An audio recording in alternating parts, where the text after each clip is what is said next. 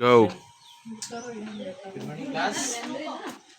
So, before we start our class, I request everybody to please stand up and let's have a prayer. Ms. Indonto, please lead the prayer. Lord,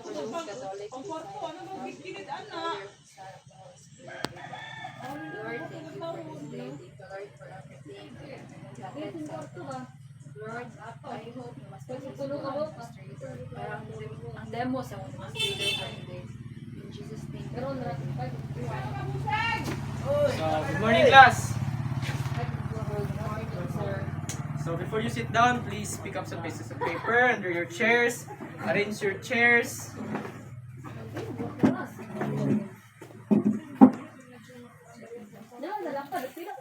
So, now let's have our attendance. If I call your name, please raise your right hand and say present once your name is called. Miss Indonto, Present. Mr. Cavite, Present. Mr. Raim, Present. Mr. Jaman. Present. Okay. So we have 3 present and 1 absent. So before we start our class, I have my classroom rules. So during my class, I want everybody to please listen during my discussion. I want you to take down notes during my discussion for you to have something to study when our class was done. And for the last, I don't tolerate cheating. So during our quizzes, I want everybody to be honest. And once caught cheating, I will mark your paper 0.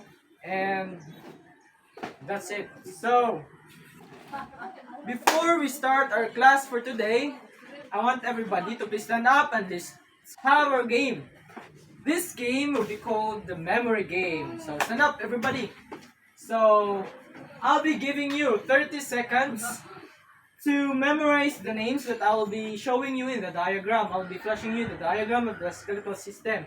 And I'll be giving you 30 seconds. The student with the most memorized names would be the winner, and I'll be giving you the prize after our class. So, understood, everybody? Yes, sir. So, your 30 seconds starts now. 30, 10, 5, 5, 1, 2, 3. So your 30 seconds is up.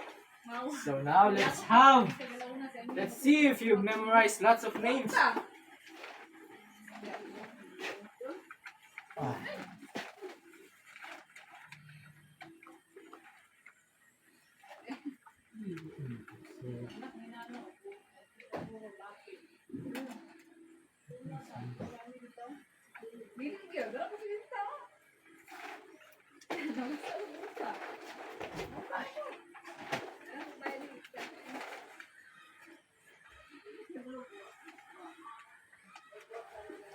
So now your 30 seconds is done.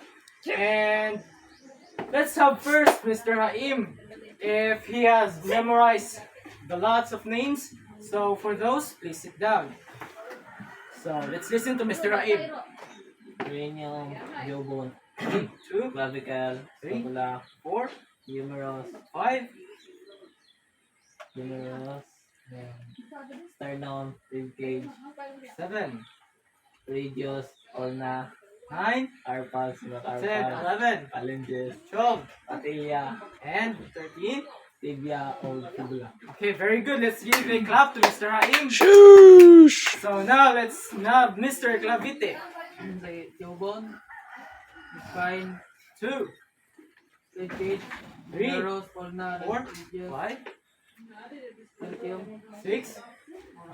Okay, let's give a clap to Mr. Clavite for reciting names. Now let's have Miss Indunto.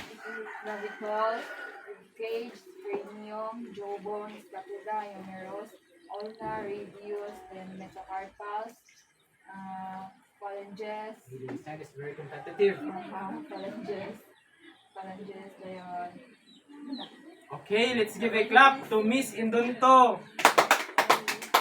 So as we can see, Mr. Haim has the most memorized names. I want everybody to please clap your hands for Mr. Haim. And now, anybody from the class has any idea what would be our lesson for today? Okay, Mr. Haim. So our lesson for today is all about our bones, or it is the skeletal system. Okay, very good, Mr. Haim. Mr. Haim has the point. So today we will be discussing about the different bones in our body and its classification. So here we have our objective. So at the end of the lesson, the learners are expected to identify the different types and classifications of bones in our skeletal system. So after this class, I'm expecting you all to identify the different types and classifications of the bones in our whole skeletal system. So why is it important for us to identify the different types of bones and classifications in our skeletal system? So we have it here. Mr. Clavite, please read. Identifying the different bonds in our skeletal system and critical for understanding anatomy, supporting medical progress and diagnosis and planning treatment. Okay, very good. So identifying the different bones in our skeletal system is crucial for understanding anatomy, supporting medical progress and diagnosis, and planning treatments. So it is important in order for us to support the medical progresses and diagnosis and planning treatment. So this is important in most of all in the medical aspects.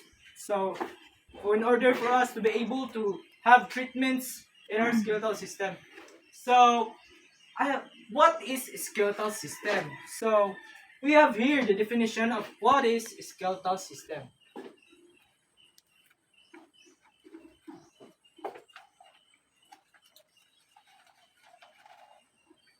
So the skeletal system. Anybody from the class wants to read what is the skeletal system? Okay, Miss Indunto, very good. The bones or osseous tissue is a hard, dense connective tissue that forms most of the adult skeleton that support the structure of the body. The skeletal system is the body system composed of bones and cartilage and performs the critical functions for human body. Okay, very good, Miss Indunto, thank you. So the skeletal system. The bones or osseous tissue is a hard, dense connective tissue that forms most of the adult skeleton. So when we say bones, when we say skeletal system, it involves our bones in our different bodies. So as we all know, we have different bones and lots of bones in our body. So this serves us, no, it so our bone serves as the structure of our whole body. So the skeletal system is the body system composed of bones and cartilage, no, and performs the critical functions for human body. So in order for us to move, we need our bones. So bone serves as a system for us in order for us to move in our daily lives.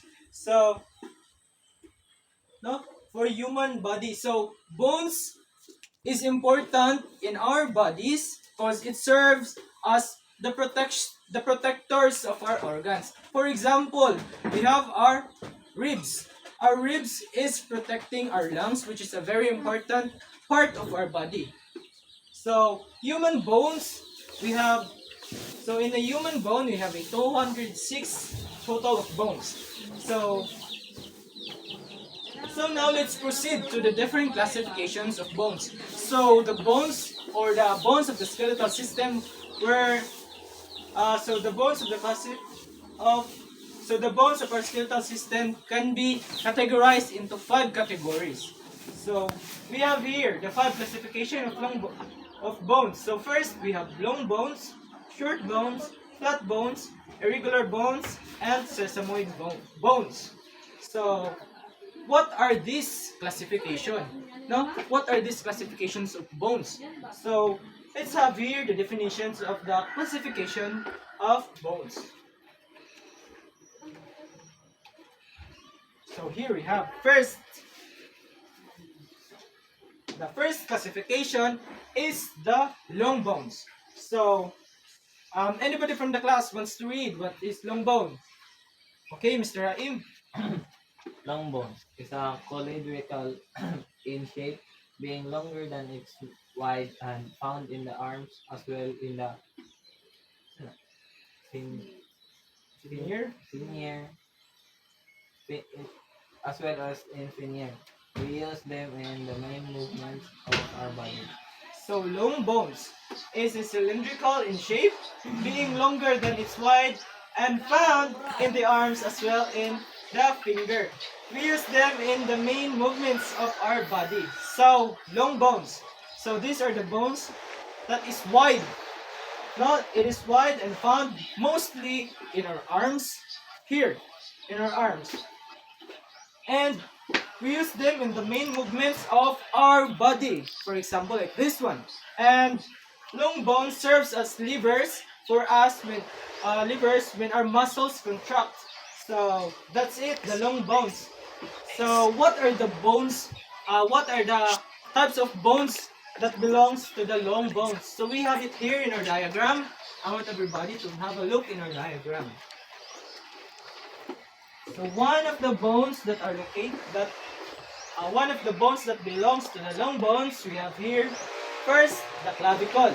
So the clavicle is the bone which is near our neck.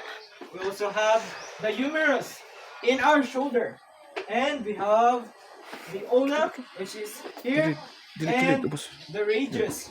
We also have the phalanges, the metacarpals, femur, the fibula, the tibia, and the metatarsals.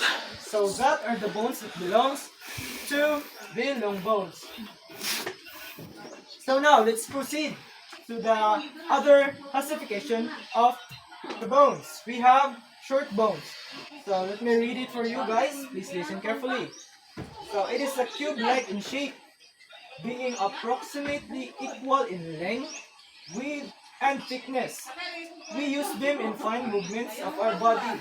Short bones can provide stability and support us some limited motions. So in long bones, they serve, no, we use them in the main movements of our body. Indifferent with the short bones, so we only can use it for the stability and support as well as some limited motions. So it is a cube-like when it's come to shape, being approximately equal in length, width, and thickness. So we use them in fine movements. Short bones can provide stability for us in order to move. So what are the short? So what bones belongs to the short bones? So we have here the carpals, the carsals, the short bones. So we only have two belongs to the short bones. And now, class, I want you to familiarize those bones, this classification, and those bones that belongs to its classification, because we'll be having a quiz after or an activity after my discussion. So let's have here the next classification. So third, we had the flat bones. Mr. Clavite, please read what is flat bones. Flat bones. Flat bones is typically then it is also often Curved. cured. We use them to protect the organs in our body. Flat bones serve as a point of attachment for muscles and often protect our organs. Okay, very good, Mr. Clavite. So, flat bones is typically thin. It's also often curved. So, when we say thin, in our dialect, it is nipis. So, it is also often curved. So, it is not straight, it is not, but a curved one. We use them to protect our organs in our body. For example, can anybody give me an example what type of bones that protects our organs? Anybody? Okay, Mr. Raim. Rib cage.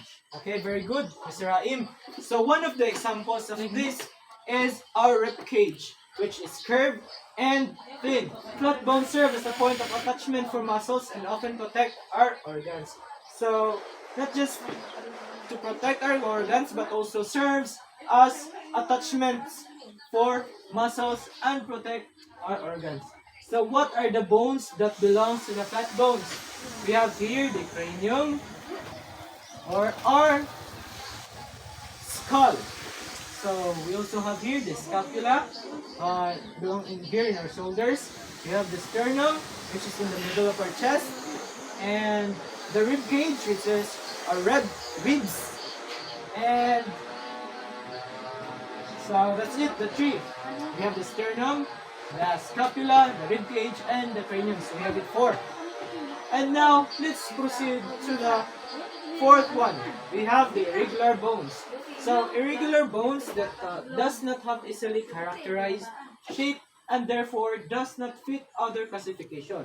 These bones tend to have more complex shapes like the vertebrates that support the spinal cord and protect it from compressive forces.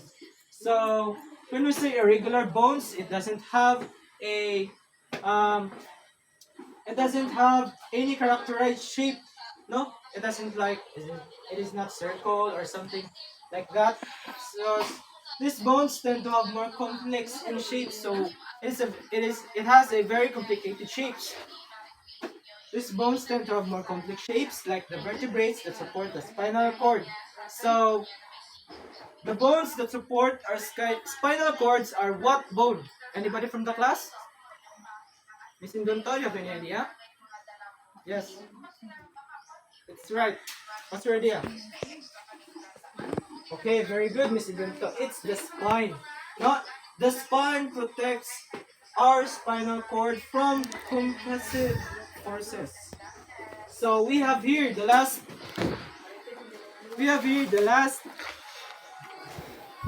bone classification, which is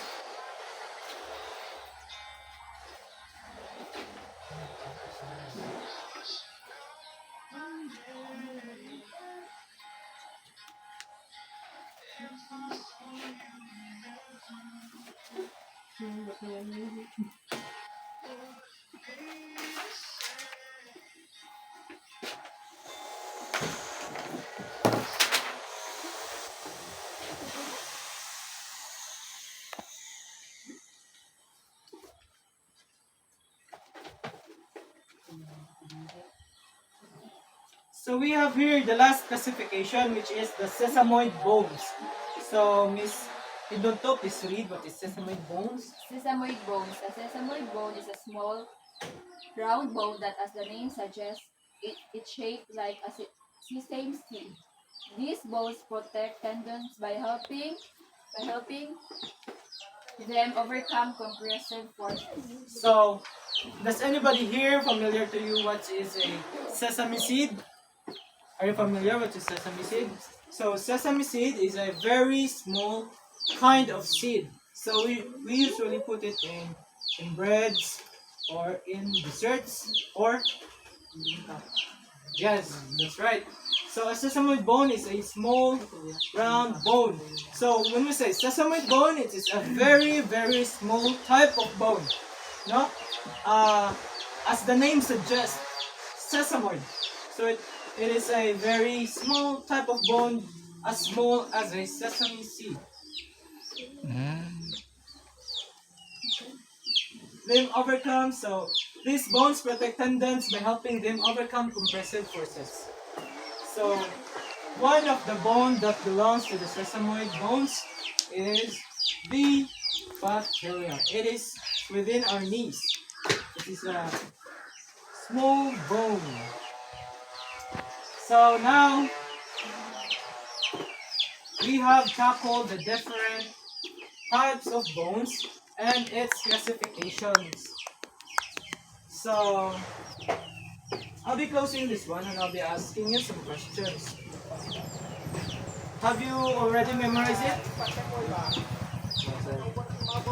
So what again are the different type of bones? So first, the different classification.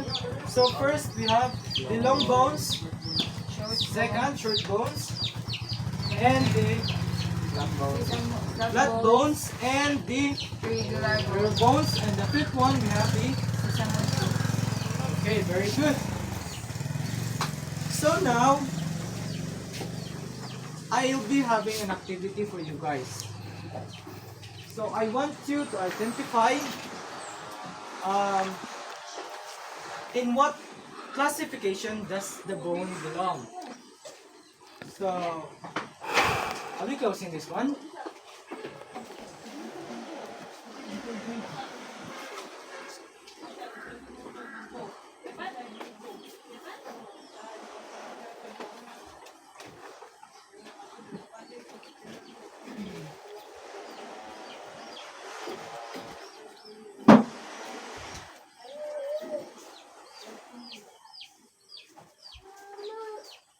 So what you're gonna be answering is the five classifications of bones.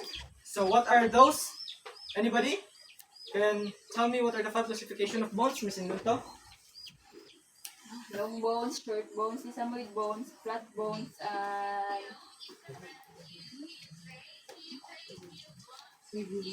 and regular bones. Okay, very good. Thank you, Miss Indulto. So now I'll be giving you the sheet of papers for you. We'll be having our activity. Yeah, yes, thank you. So, in what category of bones does femur belongs? Write it in your paper. The femur.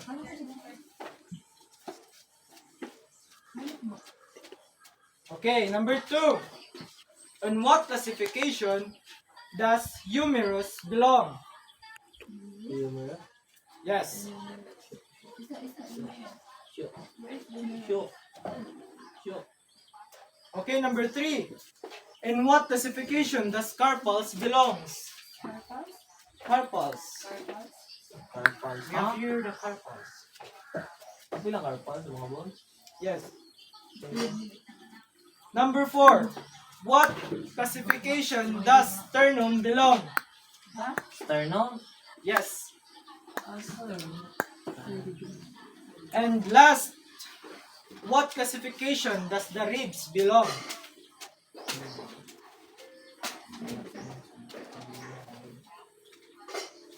Okay, now let's check your answers. So number 1. In what classification does femur belong? Anybody? Sir. Yes, Mr. Aib. Short. Short bone. No, wrong.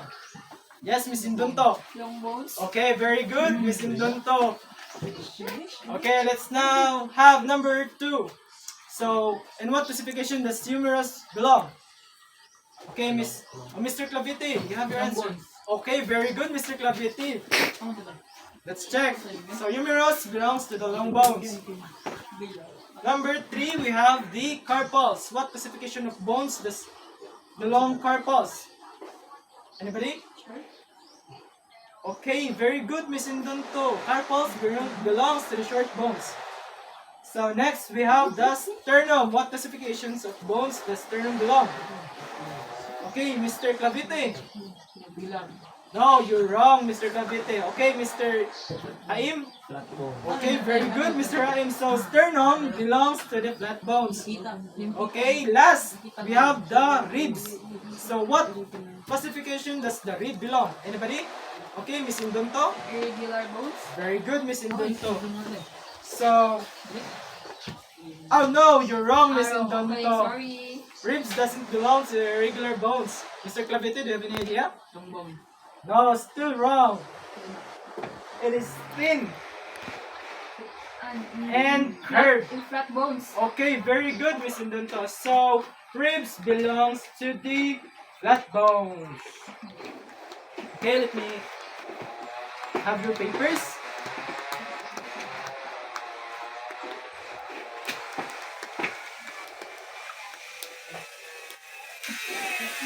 And so now, we'll be having our activity, which is the fill in the blanks. So directions. Identify what classification were asked in the statement. So your answers will be the different classification of bones. The different classification of bones, I will be giving you the statement and you will be answering the 5 classifications of bones.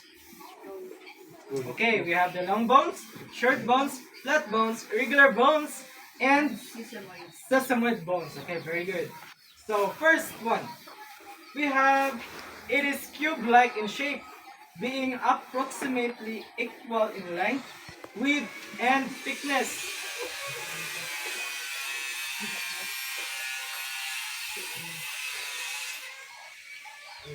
Okay, are you done? Yes, sir. So number 2, it's typically thin. It is also often curved.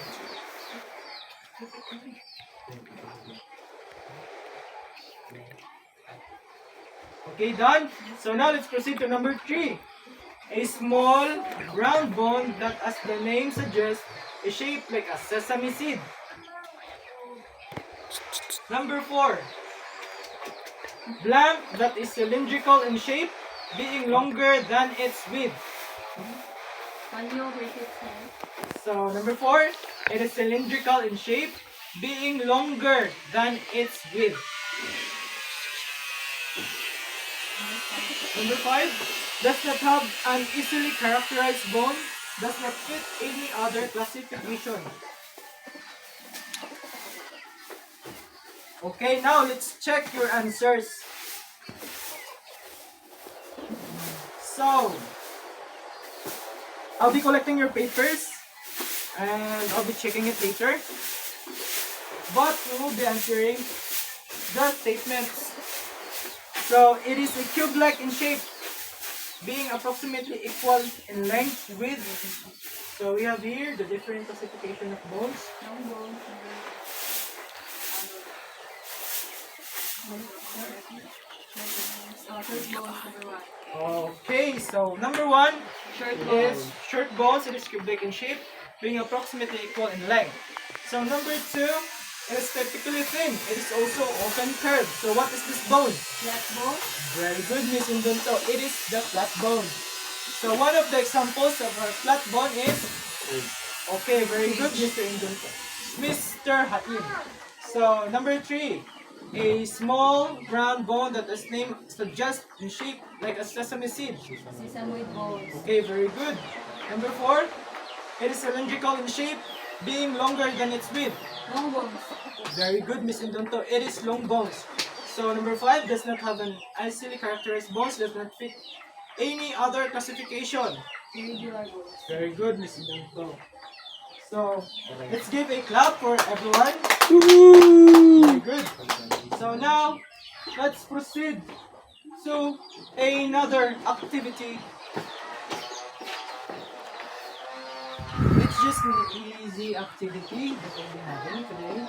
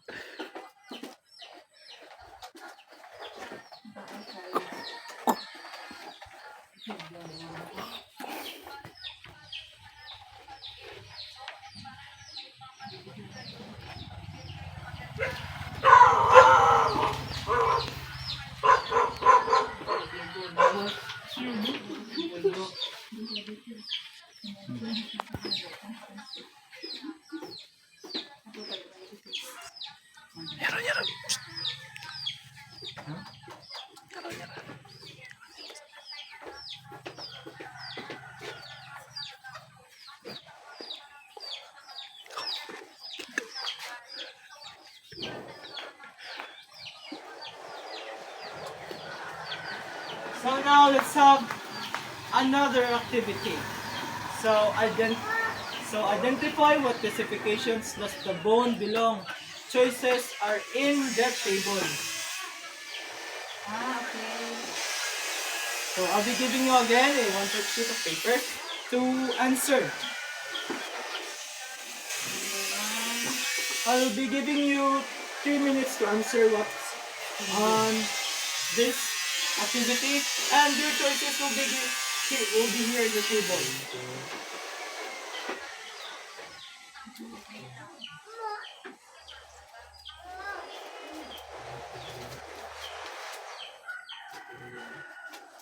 Okay, are you done? Okay, very good. I'll be getting your paper.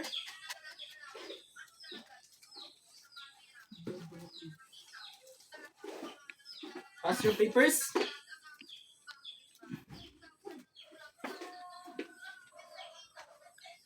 Okay, thank you. And so now we'll be having our evaluation.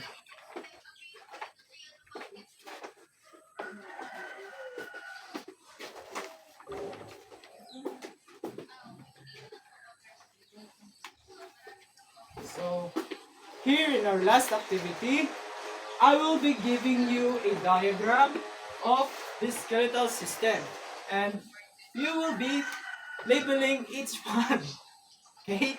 So, we have here 10 items, and you will be labeling each one. I'll be giving you this. Okay, very good. So, after that, I'll be giving you an assignment. So I'll be giving you 2 minutes to answer what's on the diagram. Good. I'll be closing this one.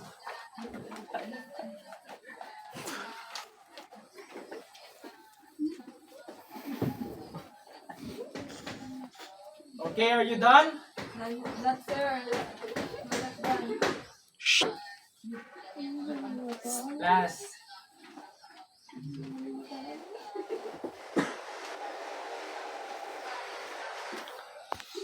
Okay, are you done?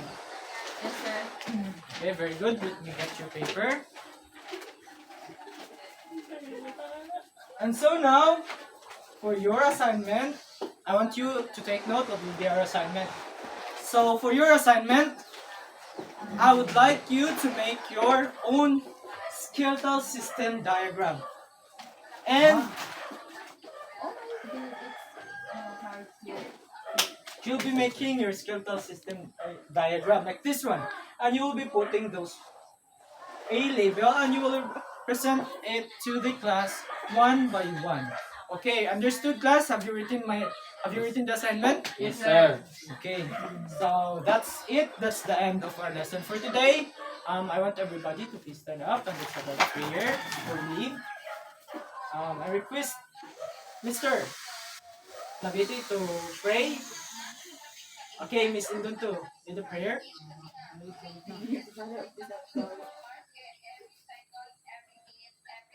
Angel of God, my guardian dear, to whom that thou comest. Goodbye, class. Good. Goodbye, Mr. Dumaog. Thank you. Ano pa daw ba? Kapag kadalasan daw